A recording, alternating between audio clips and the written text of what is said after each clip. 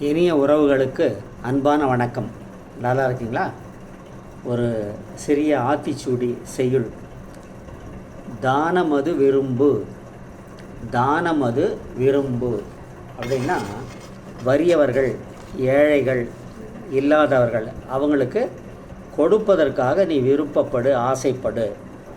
அதாவது அன்னதானம் செய்யலாம், இல்லாதவங்களுக்கு சாப்பாடு போடலாம். அதை விட சிறந்த தானம் வித்யா தானம். அதாவது நமக்கு தெரிந்த கல்வியை, அறிவை அள்ளி அள்ளி மற்றவர்களுக்கு கொடுக்க வேண்டும், இல்லை என்னாவது கொடுக்க வேண்டும். அதனால் பொருள் மட்டுமே தானம் இல்லை, கல்வி தானம் மிகச்சிறந்த தானம். பாரதியார் சொல்கிறாரு, உங்களுக்கு தெரியும், அன்னச்சத்திரம் 1000 கட்டலும் ஆலயம் 10,000 நாட்டலும் அன்னையாவினும் புண்ணியம் அங்கோர் ஏழைக்கு எழுத்தறிவித்தல் அப்படின்னு பாரதியார் சொல்கிறார். அதனால் வித்யாதானம் கல்வியாக கொடுக்கலாம், அறிவை கொடுக்கலாம். அப்படி இல்லைன்னா ஏழை பையன் படிக்கிறதுக்காக பணம் கொடுத்து நம்ம உதவி செய்யலாம். இதுதான் தானம் அது விரும்பு அப்படின்னு ஔவையார் சொல்கிறாங்க. ஓகே, இப்போது நாமெல்லாம் கேள்விப்பட்டிருக்கோம், நாயன்மார்கள் 63 பேர், ஆழ்வார்கள் 12 பேர்னு கேள்விப்பட்டிருக்கோம் இல்லையா? ஓகே, இன்றைக்கி நாயன்மார்களில் அதிபத்த நாயனார், அதிபத்த நாயனார் அப்படின்றத அவரை பற்றி ஒரு சின்ன சிந்தனை செய்யலான்னு இருக்கேன். ஓகே, இப்போது நாயன்மார்கள்ன்றது யார்?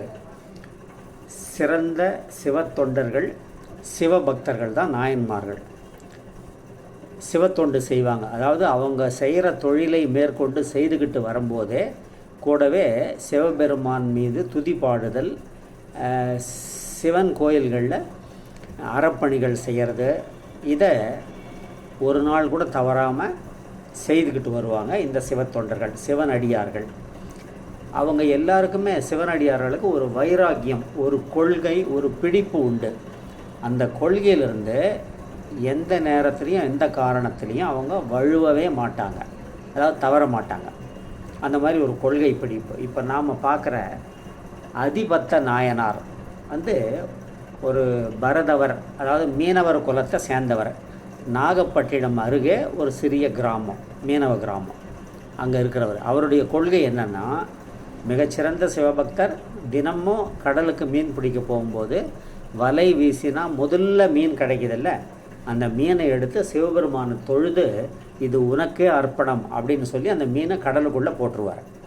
அதுக்கப்புறம் கிடைக்கிற மீன் தான் நகரத்துக்கு எடுத்துகிட்டு வந்து விற்று பணமாக்கி அதில் ஜீவனம் செய்கிறவர். இந்த மீனவர்களுக்கெல்லாம் மீன்பிடி தான் தொழில். சங்கு சேகரித்து விற்பாங்க, சங்கு அறிந்து வளையல்கள் செய்து விற்பாங்க. அப்புறம் பவளம், ரீவ்ஸ்ன்னு சொல்லுவோம் இல்லையா, அந்த பவளத்தை சேகரித்து அதையும் விற்பாங்க. இதுதான் அவங்களுடைய ஜீவனம், ஏழை ஜீவனம்தான். இவர் மிக சிறந்த சிவபக்தர். நம்ம சிவபெருமான் வந்து இவருடைய பக்தியை சோதிக்க எண்ணி ஒரு நாள் ஒரு திருவிளையாடலை நடத்துகிறார். அது என்ன அப்படின்னா, ஒரு நாள் இவர் மீன் பிடிக்க போகும்போது வலை வீசுகிறாரு, ஒரு மீன் கிடைக்குது. சிவனை வேண்டி அந்த மீனை கடலில் விட்டுறாரு. அதுக்கப்புறம் மீனே கிடைக்கல, அன்னைக்கு பட்னி. இதே மாதிரி அடுத்து சில நாட்கள் கிடைக்கிற மீனை விட்டுடுவார். அதுக்கப்புறம் வந்து அவருக்கு மீனே கிடைக்காது, ஒரு மீன் கூட இல்லாமல் வீட்டுக்கு திரும்பி வருவார், சாப்பாடு கிடையாது. இப்படி பல நாள் பட்னி இருந்தார். சிவன் என்ன பண்ணுறாரு, ஒரு நாள் இவர் அடுத்த நாள் காலையில் போயிட்டு வலையை வீசும்போது ஒரு அருமையான தங்க மீன் கிடைக்குது. தங்க மீனுன்னா உயிரோட மீன் இல்லை, தங்கத்தினாலான ஒரு மிக அழகான மீன். அதில் வைரம், வைடூரியங்கள், நவரத்தினங்கள் எல்லாம் பதிக்க பெற்று இருக்குது. அதை சக மீனவர்கள் பார்த்துட்டு, பரவாயில்லப்பா, இனிமேல் நீ வந்து மீன்பிடி தொழிலே செய்ய வேண்டாம், இதை விற்றாவே உனக்கு ஆயுசு பூரா சாப்பிட்றதுக்கு பணம் கிடைக்கும், நீ ரொம்ப அதிர்ஷ்டம் செஞ்சவன்னு சொல்லிட்டு போகிறாங்க. ஆனால் இவர் தன்னுடைய கொள்கையிலேருந்து கொஞ்சம் மாறலை. அந்த மீனை தூக்கி சிவனை நோக்கி வணங்கி கடலில் போட்டுடுறாரு.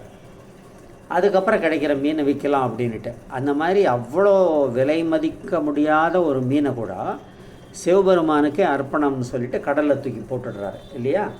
இந்த பக்தியை மெச்சி சிவபெருமான் நேரில் பிரசன்னமாகி தோன்றி அவர்கிட்ட, உன்னுடைய பக்திக்கு நான் ரொம்ப மகிழ்ந்துட்டேன், சந்தோஷம்னு சொல்லிட்டு அவரை ஆட்கொண்டு அருளுகிறார். பிற்காலத்தில் அவர் 63 நாயன்மார்கள் ஒருவராக எண்ணப்படுகிறார்.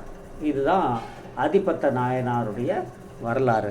அந்த ஏரியாவில் இப்போ கூட வருஷம் அவர் பிறந்த ஆனி மாதம் ஆயில்ய நட்சத்திரத்தில் இந்த மாதிரி முதல் மீனை கடலில் விடுவது, அந்த விழா ஆண்டுதோறும் இப்போ கொண்டாடிட்டு வராங்க. இதுதான் அவருடைய கதை. இப்போது இந்த நாயன்மார்களை யார் தொகுத்தது? சுந்தரமூர்த்தி நாயனார் தான் இதை தொகுத்தது. அவர் திருத்தொண்ட தொகை என்ற நூலில் 60 நாயன்மார்களை குறித்து பேசியிருக்கார். பிற்காலத்தில்